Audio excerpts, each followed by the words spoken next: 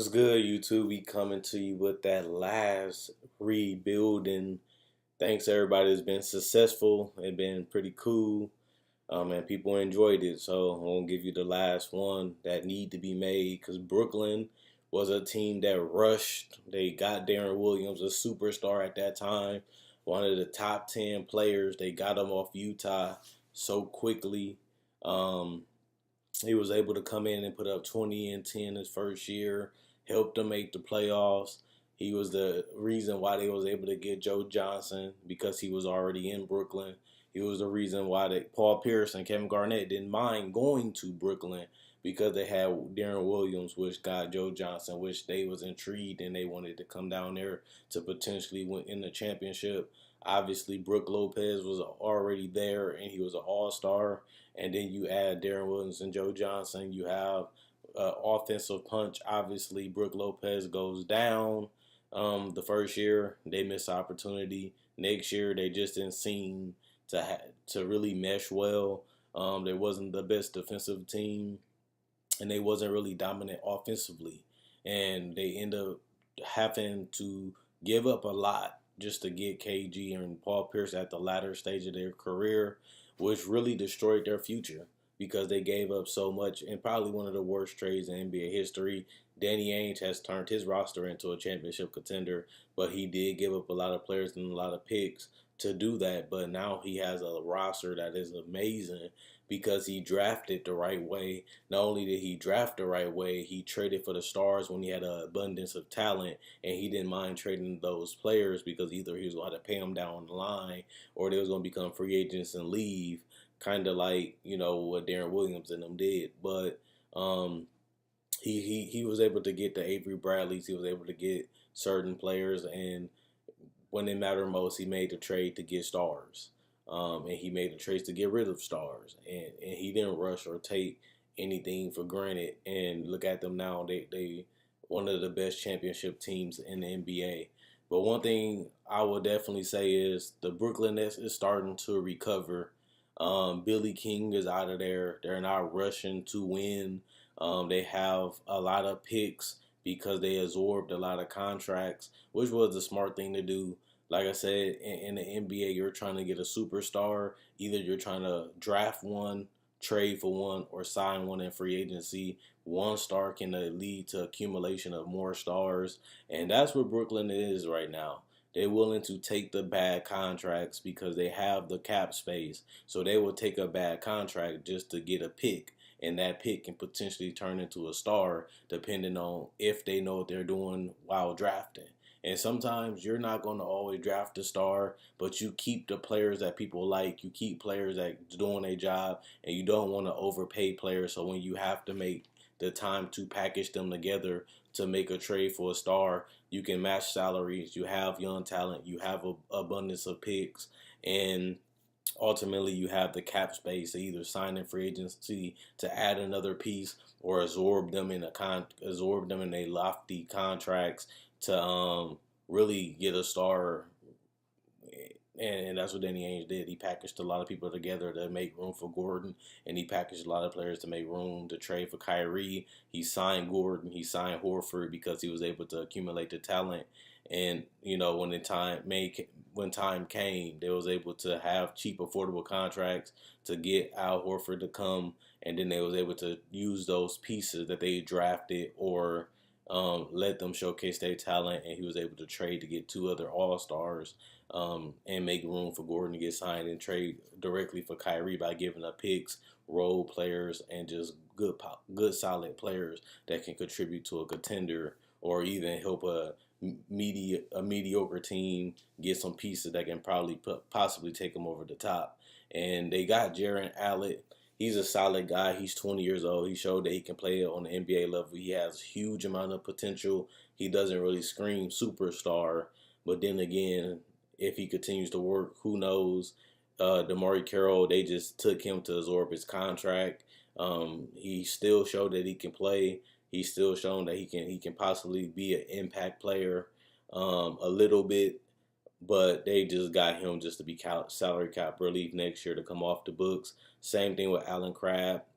He's a guy that in 19 million, people said his contract was virtually untradeable. But if you think about it, if you take Allen Crabbe, you get a couple picks in return. Plus, you're not using your cap space for really anything else. Especially because there's no free agents right now that even attempted to sign with the Brooklyn Nets. Why not take DeMarre Carroll? Why not take Allen Crabbe and keep them on the books? And when their contracts come off, you get salary cap relief, and that helps in the future when more superstars are willing to move. Let's be honest, Kevin Durant has no interest in going to Brooklyn. LeBron James has no interest in going to Brooklyn. Chris Paul has no interest. And the reason why I say that is because they don't have any significant players that really move the needle for them to really say, I want to go to Brooklyn. But that's what Brooklyn is doing well. They haven't been able to get the meetings. They haven't been able to sign that superstar, but they have given themselves ample opportunity to potentially draft one, something that they did too quickly with the Kevin Garnett and Paul Pierce trade, was trade away majority of their future just to be relevant and dominant, but they never really hit that potential that people thought that they would with that type of talent, and that ended up, really stunning their growth. And then they had to find a way to accumulate more picks to put them in position to potentially draft a superstar or develop one. And remember, if they find somebody that like Aaron Gordon, these ain't realistic, but I'm just saying in general. Even they actually are realistic. Just say they got Jabari Parker or they have Aaron Gordon. They have enough money to offer them that offer sheet that the Bucks possibly couldn't pay because they would go so deep into the luxury tax. And the reason why I say that is because if you can possibly, for example, develop a superstar like Jabari Parker has all-star potential because he already averaged 20 points a game. Plus, he's on a team that he can use. He can get more shots because they have no pecking order right now in Brooklyn. And then they have D'Angelo Russell, a guy that has shown superstar and star potential even this season. And even if he doesn't become one, you don't have to re-sign him or you don't have to offer him as much money because of his play. But also he can continue to elevate his play, which can potentially turn into a star, or he could be worst case scenario a person that's showing that he can play, that's young, and you can trade him for a star that can turn into a superstar, just a superstar in general. But Aaron Gordon and Jabari Parker are some of the bigger free agents, especially for their age, and they can actually offer them a max offer sheet, and they can possibly potentially turn into superstars because they've shown potential that they have gotten better. And even though I doubt that Orlando will let Aaron Gordon walk, and the same thing with Jabari Parker, it is interesting to keep that in mind that they don't have to go after the LeBrons, they don't have to go after the Kevin Durant's, the Paul George, and the Chris Paul. They can go try to max a person that has to show potential. That's showing potential, or even on the borderline of being a star, kind of like what Joe Johnson was. Joe Johnson was known as a superstar when he went to Atlanta, but he developed into a perennial all-star every season. And I can see a lot of Joe Johnson and Jabari Parker, smart, heady, picks his spots when the score, have multiple ways to score, get knocked down a three when he wants to, can score in isolation, can come off screens, knock down jumpers if he really has to. Aaron Gordon the same, a guy that can hit the three, develop, and got better every season, and has star potential in athleticism. So if worst case scenario they try to get that budding star or that borderline star, that maybe they can get him to the next level with their coaching staff and a development team. And I can see them trying to do that even better now because they do have the time to wait. Prokhorov was a guy potentially saying that he wants to win at all costs, and he's willing to do the luxury tax. But now he learned from that. He learned from that mistake, and he got burnt from it. And now they're starting to reap the benefits of being patient. They're starting to reap the benefits of being more smart, more hedgy, and keeping a cap space open enough to when one of those guys become available, that they can make that move for that guy. And not only that, having the young pieces like a Jarrett Allen, like a D'Angelo Russell, like I said, helps you in the long term because these are players that people will potentially want. Then you also have guys like Karis LeVert, for example, Jahlil Okafor, for example, that potentially have played well in their heyday in high school and college, and they still show potential talent that if they can stay on the roster, get healthy, and put the work in, that they might even turn into a star, at worst, a star, that they can average 20 points. D'Angelo Russell was averaging 20 points a lot this season, so he can potentially turn into a star. Jahlil Okafor proved that he can score on this level. He just haven't been able to stay healthy. So continually trying to accumulate young talent while still being able to keep the cap space open, while still not locking down to any long-term deals, give them a lot of flexibility. The problem with this year is that they don't have enough with the fact that they don't have a top 10 pick. They still trying to recover from that Kevin Garnett trade years later, but they do have the 29th pick. Obviously, they have the 40th pick, and they have one more pick, I think, the 45th pick. So this is a good idea for them to have 3 picks in this draft, one of the more promising drafts. I think they definitely going to go with best talent available.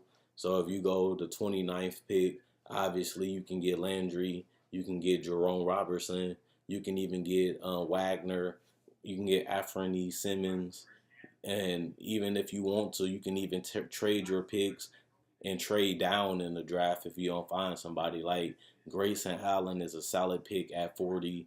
You have Bruce Brown, Brandon McCoy, Javon Carter.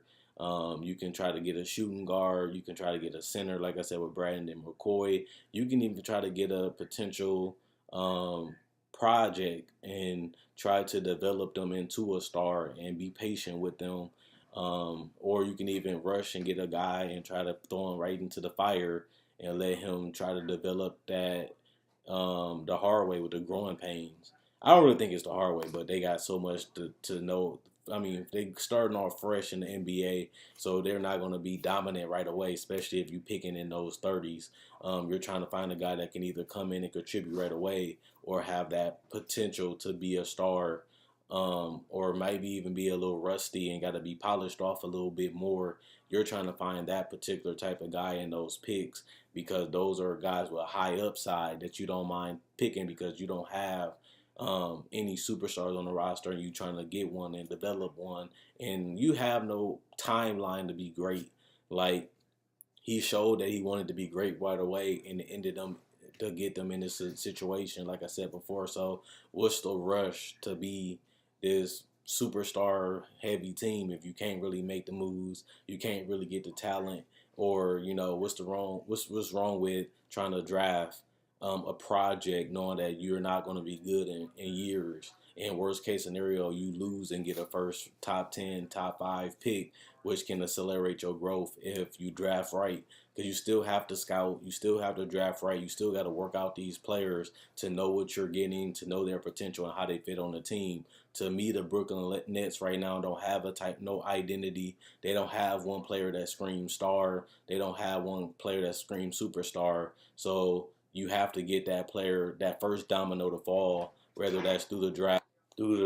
But it's gonna be tough because they still gonna have to scout. They still gonna have to develop. You look at a team like Orlando. They've been in the lottery for many years, getting top 5 picks for many years.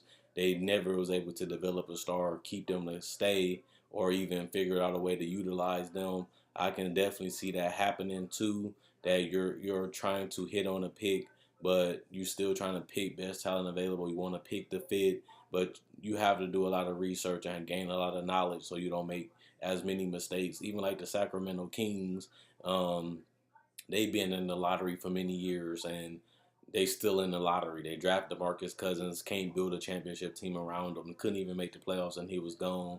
They get a lot of players like Harry Giles and Skal Labissiere. They try to hit with best talent available in potential, and then they draft De'Aaron Fox, and they still rebuild and haven't even been able to win 40 games in almost 10 years. So it shows you how difficult it can be to draft. It shows you how difficult it can be to get good. Because while you're trying to hit these players and trying to hit these picks while still trying to find a way to get a superstar, one thing I definitely will say is they was able to get Darren Williams to come down there, and Darren Williams, like I said, was a top 10 player at that time. So it shows you that they can potentially get him. But they already had Brook Lopez at that time too. But Brook Lopez was through the draft. He became an all-star, was able to get Darren Williams, and that led to more players like Kevin Garnett, Paul Pierce, and Joe Johnson not being scared to go down there and try to win a championship for Brooklyn. So keep that in mind that eventually a star will come up for trade, like we seen last year. Paul George, Jimmy Butler, Chris Paul, um, they all became available. Even like Kyrie became available later that free agency period. So it's a lot of stars now. It's a lot of more ways to collect talent. You can try more people out in the G League. You can try more people out in the summer league. You can try to put the undrafted players into your team, whether it's summer league or even the G League, to see if they can develop into a star. You have multiple picks in this draft. Whether you can trade down and accumulate more to try to hit more picks, or you can even trade up with your young talent in your picks and try to get a star in this draft. If they like somebody particular, why not trade up to see if they can get them? Because at the end of the day, you're still going to have cap space to take on bad contracts years from now to try to hit on more players that can potentially become a superstar, or even, like I said, do the Daryl Morey, the Danny Ainges, collect as much talent as you can, and when a superstar become available, you have the assets, you have the picks, you have the young players, and you have veterans that you can trade to acquire this star like they did with Darren Williams. Eventually, a star gonna come up, and Brooklyn is a city that people love. They have the stars. They have a beautiful arena, and they have fans that if you're winning, they will show up to the games. So they have a good environment. They have new ownership. They have a guy that's not scared to spend the money to make the team good or better, or even go into the luxury tax. And they have a new GM that's going to be patient and trying to get this future in. I mean, get this team in the right way, moving in the right direction. They went from having really no picks at all to having an abundance of picks now, while still accumulating the Jaleel Okafors and the D'Angelo Russells, while still drafting the Jarrett Allens. So they're in a good position right now. They're in a good area right now, especially compared to 3 years ago to now. They're going in the right direction, but getting that superstar can be more difficult, and building them around them can even be harder because the goal in the NBA is to win the championship, and they wasn't able to do that with Darren Williams. Check out my website, NosticPlayground.com. Link in the description in the comment section below. Check out my Facebook page and like on Facebook, NosticPlayground.com. Link in the description in the comment section below. Quinn Wade, basketball analysis, I'm gone. And let me know what you guys think what the Brooklyn Nets should do. It's a lot of moves they can do. Can they still keep absorbing contracts? Can they trade for a superstar? Can they draft one? Can they be patient? Can they get a top 10 pick and get even like Brook Lopez, get in that area and try to draft somebody that can come in, make an impact, get some respect around the league, and build around them. Um, at the end of the day, it's going to take patience, and hopefully they don't rush into something like they did with Darren Williams and try to be relevant and be dominant right away while still giving up so much cap space that you cannot really turn into a contender, or you stunt your growth of a team trying to put them together too fast, and then you don't have a cap space to even put more talent around them, or you build a roster that's going to be mediocre and get to the playoffs but not good enough to win a championship. Let me know what you guys think.